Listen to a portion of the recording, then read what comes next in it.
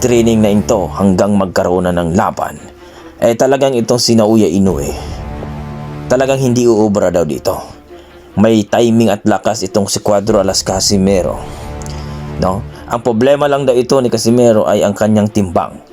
Kaya kailangan daw ni Casimero ngayon na mag-training ng mabuti at kunin ang tamang timbang. Dahil malaking sagabal ni Casimero ang kanyang timbang daw, mga idol. So 126 na itong si Casimero ngayon lumalaban, mga idol, no? Kaya nga ayon sa Team Boxing Fans, kunin ang tamang timbang at magpakondisyon at kumuha ng belt dito sa featherweight division.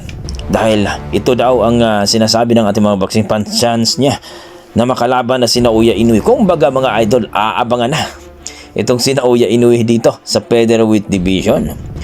Pero ayon sa ating boxing fans,